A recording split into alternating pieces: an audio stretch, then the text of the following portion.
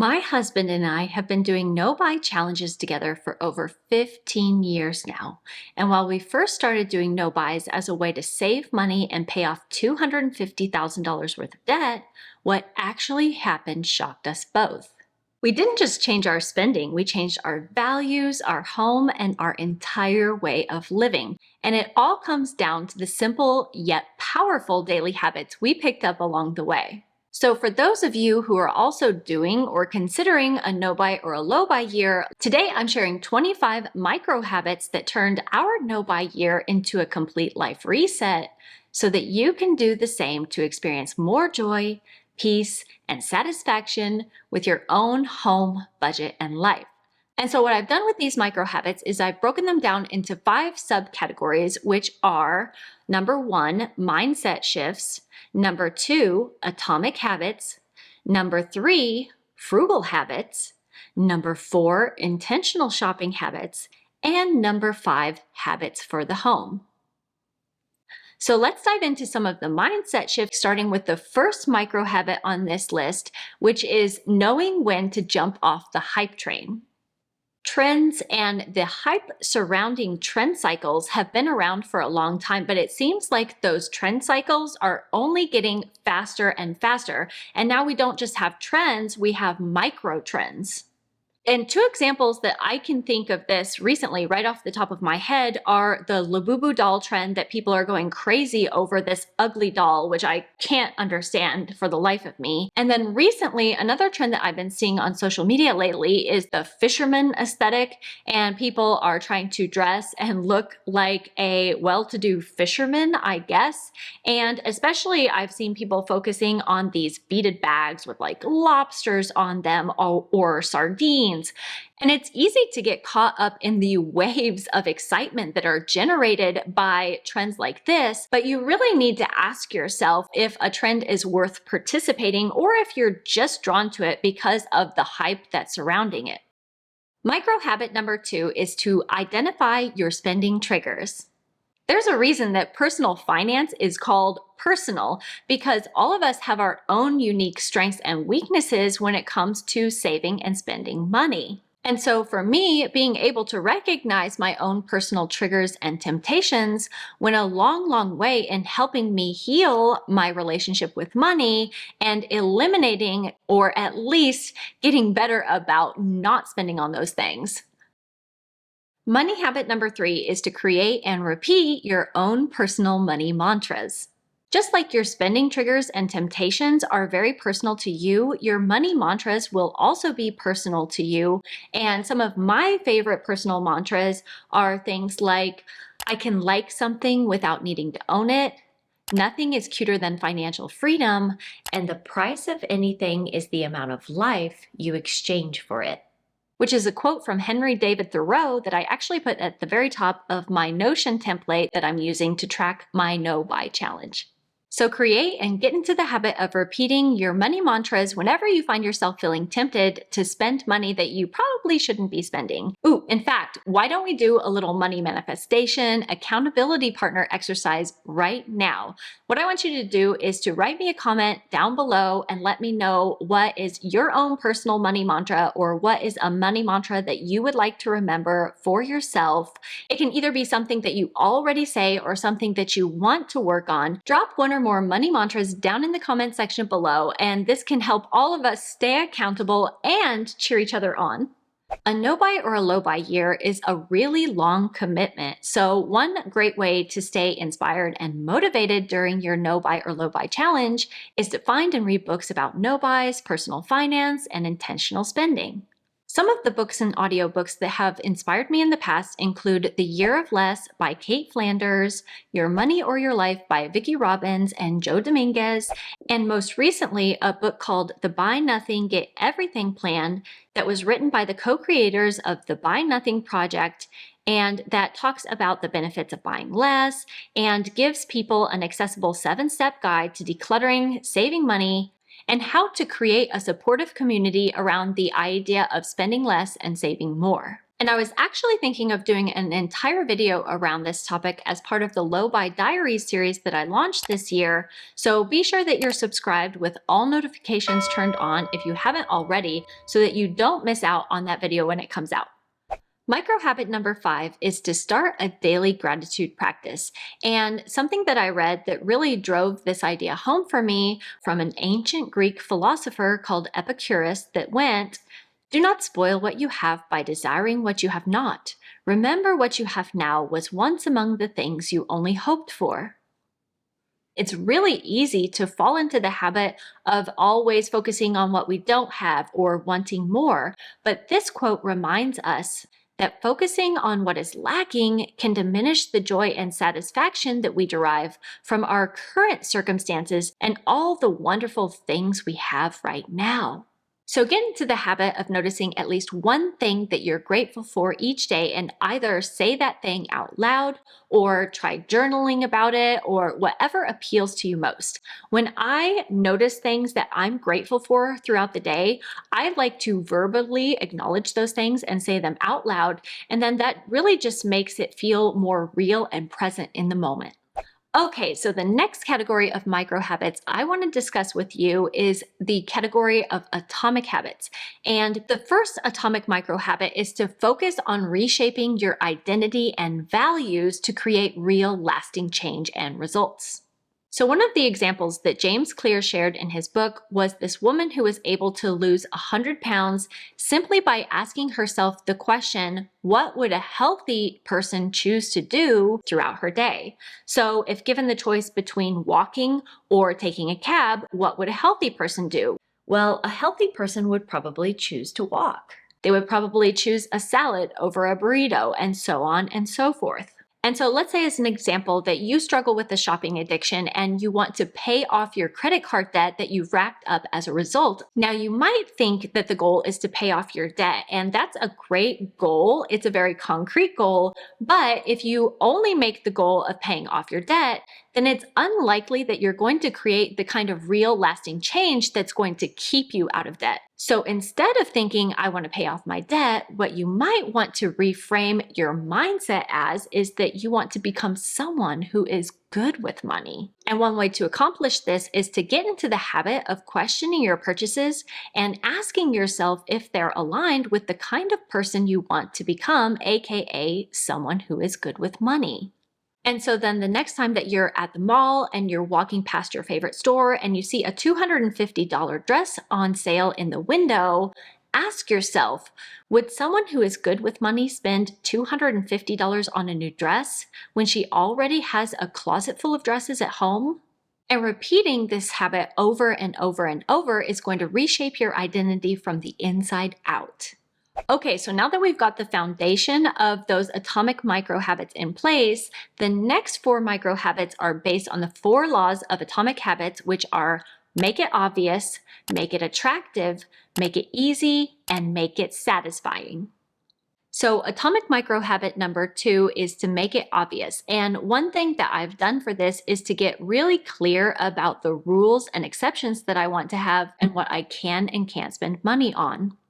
And then not only did I write down my no-buy list and our rules and exceptions, but I also made sure to keep them accessible on my phone so that when I'm tempted to buy something, I can look back through my no-buy list and the rules and exceptions that I've set for myself as a reminder to myself to stay on track. And then that also goes along with the atomic habit of habit stacking, which is pairing a new habit with an already existing habit.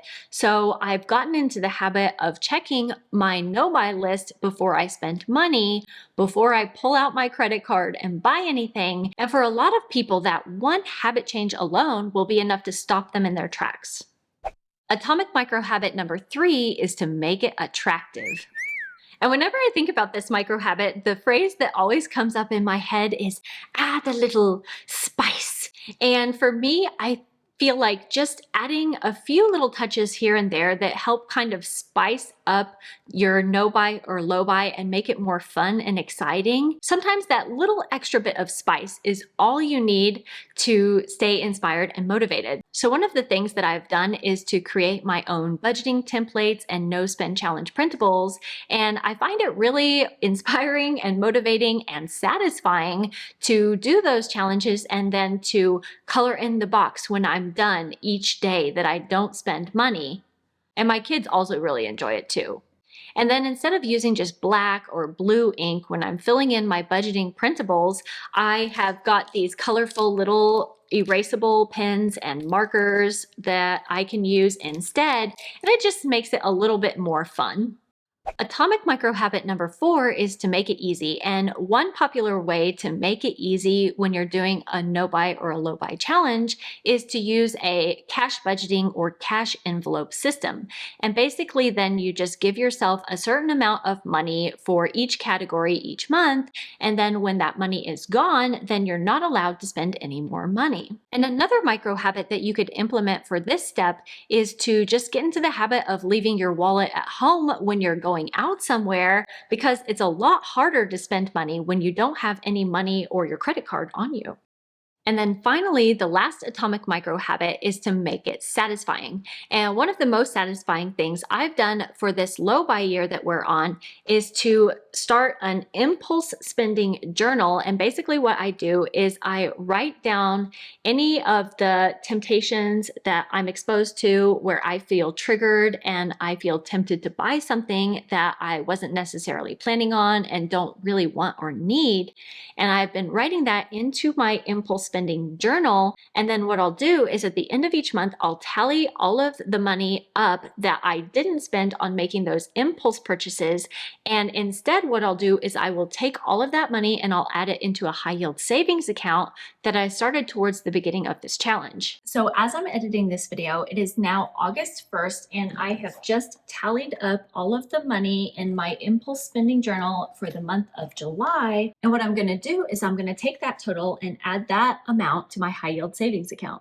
And I have to say, I have been finding it extremely satisfying, not only to add that money into my high yield savings account and watch it grow, but also to see the interest that I'm earning from that balance grow and grow and compound every single month. So as always, I will be sure to link to the HYSA that I use down in the description box and comment section below for you, because I know that a lot of you have joined me on this micro habit and have found it really life-changing. Heading into the category of frugal habits, the next micro habit that I wanted to mention is the habit of tracking all of your spending.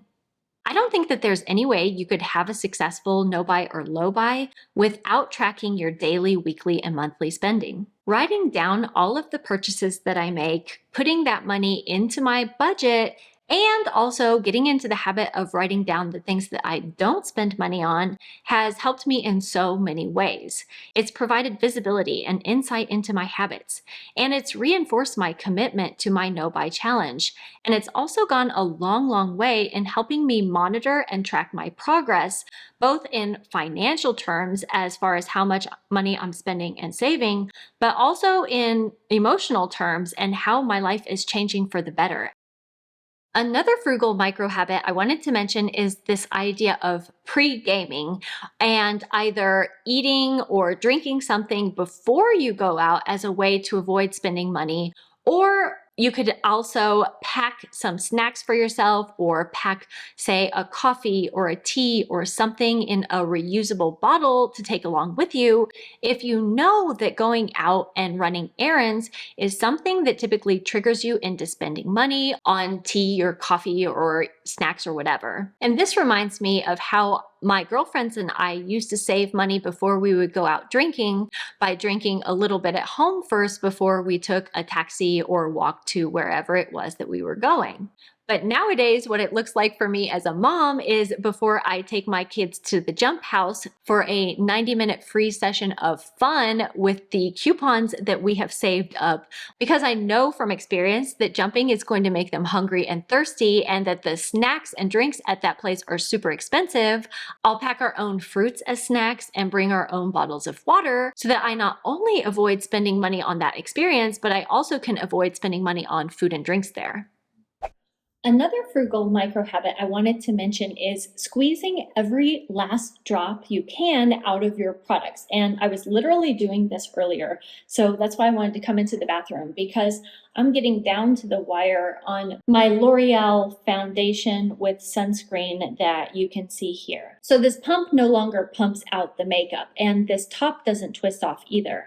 But I figured out what I can do is I can take my tweezers, and what I can do is I can jimmy it up underneath the cap. Oh, it's actually really hard. Like talking and trying to do it and trying to talk to the camera is really, really hard. This requires too much executive functioning brain power. Hold on. Let me just be quiet and try to do it. A few minutes later. There. And now you can see I got this off. And then you probably can't see, but there's actually quite a lot of liquid product at the bottom of this. So I was then just able to tilt it out onto my hand and have enough to put on my face. The next micro habit is to stick to your grocery list when you go grocery shopping. And I think that this micro habit is really, really helpful because a lot of people underestimate how much impulse purchasing tends to happen at grocery stores. I mean, just think of how many times you've gone to the grocery store and grabbed some $8 condiments or spices because you thought that they looked interesting without really having a plan behind how you're going to use them. Or you got sucked into the excitement behind some limited edition drinks or snacks that you saw on sale. Or you were tempted to buy expensive magazines or candy bars simply because you were bored standing there waiting in the checkout aisle. And finally, the last micro habit in this category is to find free ways to have fun. And I've already done an entire video on this topic, which I will make sure to link up here for you, as well as down in the description box below. And don't forget to grab the free no-spend dopamine menu that I created specifically for this challenge, also that I will link down in the description box below, if you're looking for some ways that you can still have fun during your no-buy or low-buy year without having to spend money. That brings us to the category of intentional shopping micro habits. And the first one I wanted to mention is to join and participate in a local buy nothing group in your area. All you have to do to join a Buy Nothing group is go on Facebook and search for Buy Nothing and either your zip code or your town. And then you can apply to join the groups that you find that are close around you. And you can use those groups as a platform to either give away stuff that you no longer want yourself or to find stuff that you need without having to spend money. This is something that's discussed in a lot of detail in that Buy Nothing book that I mentioned earlier. And I especially loved reading a story about a woman in there who went to her Buy Nothing group looking for a simple wedding dress and who ended up not only getting a dress, but also a ring and a ton of other stuff from her supportive community. Another great intentional shopping micro habit is to pause for a minimum of 24 hours before you buy anything, especially if you weren't planning on making that purchase and it's just something that you happened upon. And depending on your level of familiarity with low buys or no buys, you can either wait 24 hours, you could wait 72 hours, you could wait 7 days, or even up to 30 days. And after over a decade of practice, adding in this waiting period before I buy something, I would say that 99% of the time, I don't end up buying the thing that I have the impulse to spend money on when I see it at that moment, because it was not based on an actual want or need. The next micro habit has been literally life-changing for me, and that is the habit of giving each item that I'm thinking of purchasing a reality check before I actually go through with buying it. So not only do I look at that thing and ask if the price of that item justifies the value that it's going to provide to me if I buy it, I also ask where and how that thing would actually fit into my home and life. So as an example, I recently got obsessed, like literally obsessed with the idea of getting a stand mixer for my kitchen after I saw one at Target in the Hearth and Hand collection for $100 off. So I put it on my wish list and I started researching stand mixers. And then I went into an absolute stand mixer wormhole and I just started obsessing over the idea of having a really cute avocado green stand mixer in our vintage mid-century modern home. I just think it would look so adorable over in the corner against our mermaid tile backsplash. So in my head, I love the aesthetics of the thing. But when I think of the kinds of recipes that I would need to make in that stand mixer, and I think of making things like cookies and cinnamon rolls, well, I know I already have a food processor that allows me to make cookie dough very easily. And when it comes to making cinnamon rolls, I had to take a good hard look at my life and ask myself, Marissa, are you really interested in making cinnamon rolls from scratch? Or would I rather go to the grocery store and purchase 2 cans of cinnamon rolls that I can very quickly and easily whip together in the morning for myself and my kids and my husband? So in the end, I kind of had to let go of this fantasy self-image that I had of myself making cinnamon rolls from scratch in the kitchen, and therefore also let go of this fantasy self-stand mixer that I ultimately decided that was a want and not a genuine need. I'm not saying that I'll never buy it in the future, but as for right now, just with the time and energy levels that I have, it's not pressing on the to-do list.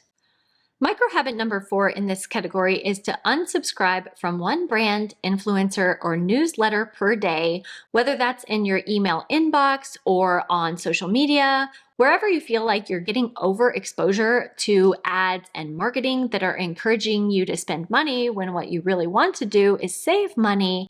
Just get into the habit of trying to do a minimum of 1 unfollow or unsubscribe per day, and even 5 or more if you have time. And finally, the last micro habit in this category is the habit of holding on to your receipts until you know that you are 100% satisfied with that item that you've purchased. Even in the midst of the strictest no-buy challenge, there's probably still going to be times where you find that you need to spend money. And especially for us, where we're doing a low buy and not a no buy, we still have budgeted for some projects that we needed to do around our house. And so, for example, when I got a set of wall art that I was thinking of putting in our dining room, but I got it home and my husband didn't end up liking it, I was really glad that I held on to those receipts so that I could return those items to the store and get almost $100 back. Just like companies offer 100% satisfaction guarantees, give yourself a 100% satisfaction guarantee that if you get that item home and either it doesn't work as well as you'd hoped, or it doesn't fit where you wanted it, or it's just not what you were looking for or expecting, give yourself permission to return that item and keep the receipts so that you can do so in a timely enough fashion that you can get your money back. That brings us to the 5th and final micro habit category, which is habits for your home. And the first micro habit on this list is to create a use it up basket for household products.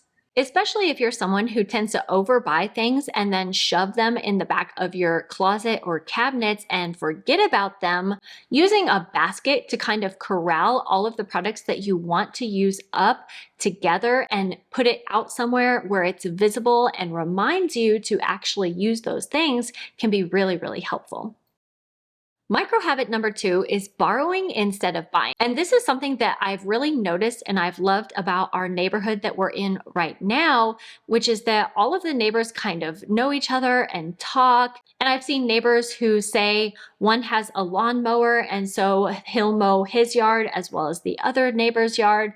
And then that neighbor will have a blower for the leaves, and then they'll let the other neighbor borrow that blower so that they don't have to buy their own blower. And we did this ourselves the other day where we wanted to do some weed pulling out in our yard, and all of us wanted to work on the same thing, but we only had 2 shovels. So I saw that my neighbor across the street was out in his yard, so I walked over there and I asked if he had 2 small shovels that we could borrow, and he did. So he lent it to me, and all 4 of us were able to go out and dig up the dandelions and whatever it was that was growing out there. And then I washed those shovels and returned them to him. And this is another area where buy nothing groups can be really helpful if your immediate family, friends, or neighbors don't have what you're looking for.